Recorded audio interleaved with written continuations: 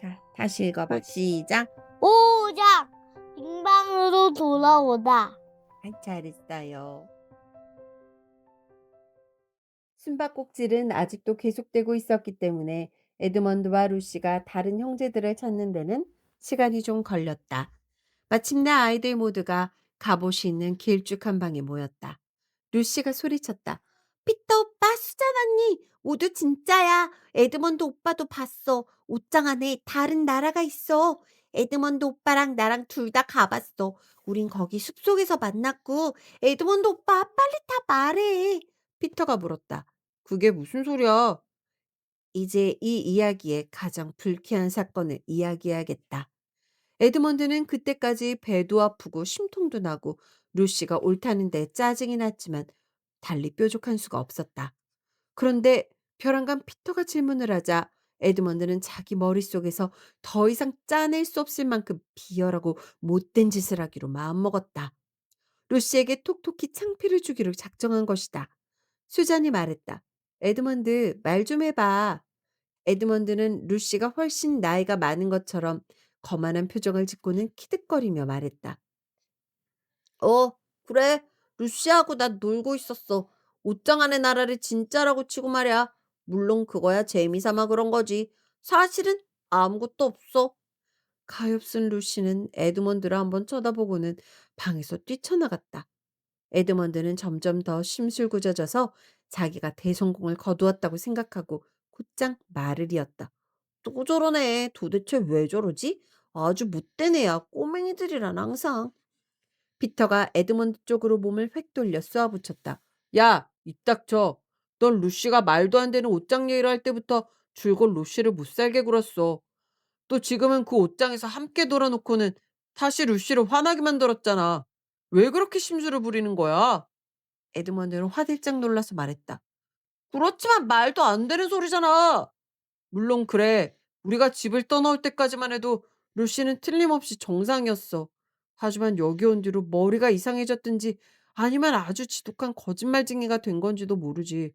하지만 하루는 루시를 놀려대고 괴롭히다가 다음 날에 또 부추기고 그래서 좋을 게 뭐야? 그건 에드먼드가 더 이상 말을 잇지 못하자 피터가 말했다. 넌 생각도 없는 애야. 그냥 심술이나 부리고. 너보다 작은 애들이면 죄다 못살게 굴잖아. 전에 학교에서도 그러는 거 봤어. 수잔이 말했다. 그만들래. 둘이서 다퉈봤자 무슨 소용있니? 어서 루시나 찾아보자. 아니나 다를까 아이들은 한참 뒤에야 엉엉 울고 있는 루시를 찾아냈다. 루시에겐 어떤 말도 통하지 않았다. 루시는 끝내 자기 얘기를 고집했다. 다들 어떻게 생각하든 상관없어. 뭐라 해도 좋아. 교수님한테 이르든 엄마한테 편지 쓰든 맘대로 해. 아무튼 난 거기서 파우누스를 만났단 말이야. 거기서 살고 싶어. 모두 다 나빠. 나쁘다고. 우울한 저녁이었다. 루시는 비참했고 에드먼드는 생각보다 자기 계획이 잘 풀리지 않는다는 느낌을 받았다. 피터와 수자는 루시가 제정신이 아니라고 심각하게 생각했다. 루시가 잠들자 둘은 오랫동안 복도에 서서 소곤소곤 이야기를 주고받았다. 그러던 끝에 둘은 다음 날 아침 교수한테 모든 것을 털어놓기로 했다. 피터가 말했다. 교수님께서 루시한테 진짜 문제가 있다고 생각하시면 아빠께 편지를 쓰실 거야. 우리가 뭘 어떻게 하고 말고 할 문제가 아니야. 그렇게 해서 피터와 수자는 서재문을 두드렸다. 교수는 들어와요 하고는 일어나서 아이들에게 의자를 내준 뒤 편하게 이야기하라고 했다. 교수는 양 손가락 끝을 맞댄 채 아이들의 이야기가 끝날 때까지 한 번도 끼어들지 않고 묵묵히 듣고만 있었다.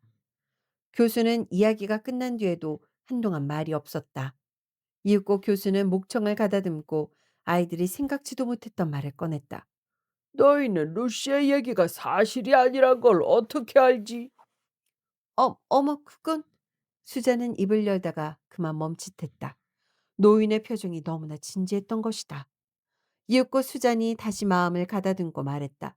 하지만 에드먼드 말로는 그냥 그런 척하고 놀았다던데요. 바로 그 점을 곰곰이 생각해 봐야 한다. 그것도 아주 신중하게 말이다. 너희만 괜찮다면 한 가지 묻고 싶구나. 미안하다만 여태껏 남동생과 여동생 중 누가 더 믿을 만했지? 그러니까 누가 더 정직하냐는 뜻이다. 피터가 말했다.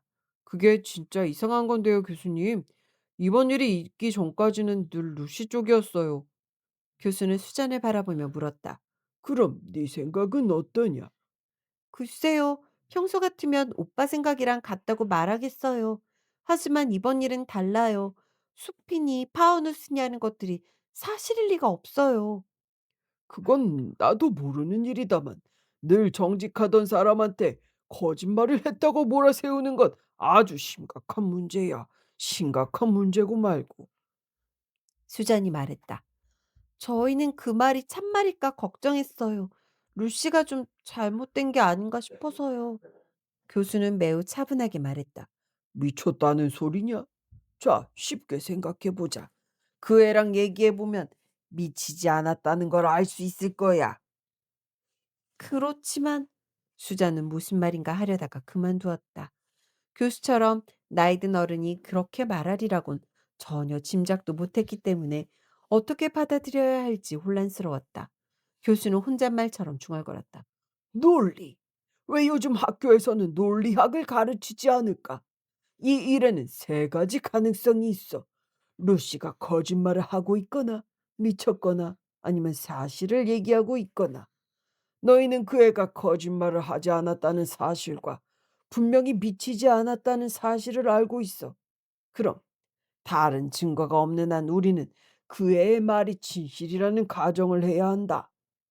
수자는 교수를 뚫어지게 바라보았다. 확실히 자기들을 놀리고 있는 표정은 아니었다. 피터가 물었다. 하지만 그 얘기가 어떻게 사실일 수 있죠? 왜 그런 소리를 하지? 먼저 그 말이 사실이라면 옷장 안에 들어갈 때마다 누구나 그 나라를 찾을 수 없는 건 왜죠? 우리가 들여다봤을 땐 아무것도 없었거든요. 그때는 루시조차 거기에 뭐가 있는 것처럼 굴지 않았다고요. 그게 이번 일과 무슨 상관이 있니? 말하자면요, 교수님, 만약 어떤 게 실제로 존재한다면 그것들은 항상 거기에 있어야 하잖아요. 글쎄, 그럴까? 피터는 무슨 말을 해야 할지 몰랐다. 수잔이 말했다. 게다가 그럴 시간이 없었어요. 설령 그런 곳이 있다고 해도 루시가 다녀올 만한 시간은 아니었어요. 우리가 방에서 나오자마자 루시는 곧바로 뒤쫓아 달려나왔어요. 1분도 채 안 됐는걸요. 그런데 루시는 몇 시간이나 떨어져 있던 것처럼 굴었어요. 그래서 오히려 그 얘기가 진실 같다는 거다. 만일 이 집에 다른 세계로 이어지는 문이 정말로 있다면 말이야. 먼저 이 집은 아주 신비로운 집이라는 걸 미리 말해둬야겠다. 나도 아주 조금밖에 모르지만. 그러니까 그 애가 다른 세계에 가봤다면 그 세계가 우리 세계와 전혀 다른 시간을 갖고 있다고 해도 놀랄 일은 아니지. 너희가 그곳에 아무리 오래 머물렀다 해도 우리 시간으로는 눈 깜짝할 사이라면 말이다. 그리고 그 또래 여자애들이 그런 얘기를 지어내지는 못할 것 같구나. 혹시 장난이었다면 훨씬 더 오랫동안 숨어있다 나와서 얘기했겠지. 피터가 말했다. 그렇다면 교수님께선 정말로 다른 세계가 있을 수 있다는 말씀이세요? 여기저기 어디에나 바로 코앞에도요? 있을 수 있고 말고. 교수는 안경을 벗어서 닦으며 혼잣말로 중얼거렸다. 요즘 학교에서는 도대체 뭘 가르치는지 모르겠군. 수잔이 말했다. 그럼 우린 어떻게 하죠? 수잔은 점점 대화가 요점을 벗어나고 있다는 걸 느꼈다. 교수가 갑자기 아주 날카로운 표정으로 두 아이를 쳐다보며 말했다. 꼬마 아가씨, 아직 아무도 입 밖에 내지 않았지만 한번 해볼 만한 해결책이 있어. 수잔이 눈을 동그랗게 뜨고 물었다. 그게 뭔데요? 각자 자기 일에나 신경 쓰는 거지. 그것으로 그 대화는 끝이 났다. 이런 일들이 있고 나서 루시는 훨씬 좋아졌다. 피터는 에드먼드가 루시를 놀리지 못하게 보살폈으며 루시뿐 아니라 누구도 옷장에 대해서 이러쿵저러쿵 말하고 싶어 하지 않았다. 그것은 다소 불안한 얘기거리였기 때문이었다. 따라서 한동안 모험은 끝난 듯했다. 그러나 실은 그렇지 않았다. 교수조차도 그 집에 대해서 별로 아는 바가 없다고 했지만 교수의 집은 영국 곳곳에서 사람들이 찾아와 구경시켜 달라고 부탁할 만큼 역사가 깊고 이름난 곳이었다. 한마디로 여행 안내서나 역사책 같은 데 나올 만한 집이었다. 그도 그럴 것이 이 집에 얽힌 이야기만 해도 한두 가지가 아니었고 그중 몇 가지는 지금 이야기보다 훨씬 희한한 것이었기 때문이다. 교수는 관광객들이 단체로 찾아와 집을 보여달라고 할 때마다 선뜻 허락해 주었고, 그러면 가정부인 매크리디 부인이 사람들을 안내하며 그림과 갑옷, 서고에 진열된 진기한 책들에 대해 설명해 주었다. 매크리디 부인은 아이들을 좋아하지 않았고, 자기가 알고 있는 것을 방문객들에게 설명해 주는 도중에 방해받는 것을 싫어했다. 그래서 아이들이 도착한 첫날 아침에 부인은 피터와 수잔에게 수많은 지시사항을 일러주고는 이렇게 덧붙였다. 명심해라. 내가 사람들한테 집을 안내할 때에는 주위에 얼씬도 하지 마. 에드먼드가 말했다. 응, 우리가 할 일 없이 낯선 어른들 앞에서 알짱대고 싶어 하는 줄 아나 보지? 다른 새 아이들도 같은 생각이었다. 그렇게 해서 두 번째 모험이 시작되었다. 며칠 후 피터와 에드먼드가 갑옷과 투구를 바라보며 분해할 수 없을까 궁리하고 있을 때 루시와 수잔이 뛰어들어왔다. 조심해! 매크리드 아줌마와 한패가 몰려오고 있어. 피터가 말했다. 서둘러. 넷은 그 방 맨 끝에 있는 문으로 황급히 뛰어나갔다. 그런데 아이들의 초록색 방을 지나 서고로 들어갔을 때 앞쪽에서 불쑥 사람들의 목소리가 들려왔다. 아이들은 매크리디 부인이 앞 계단으로 올라오리라고 생각했는데 예상과 달리 관광객들은 뒤쪽 계단으로 안내하고 있는 게 분명했다. 그 뒤로부터는 아이들의 넋이 나가버린 건지 매크리드 부인이 아이들을 붙잡으려고 길을 쓰는 건지 아니면 집안에 숨어있던 어떤 마법이 살아나 아이들을 나니아로 내몰고 있는 건지 아이들은 어디를 가나 쫓기는 듯한 기분이 들었다. 마침내 수잔이 말했다. 아우, 저 지긋지긋한 사람들. 저 사람들이 지나갈 때까지 옷장이 있는 빈 방에 들어가 있자.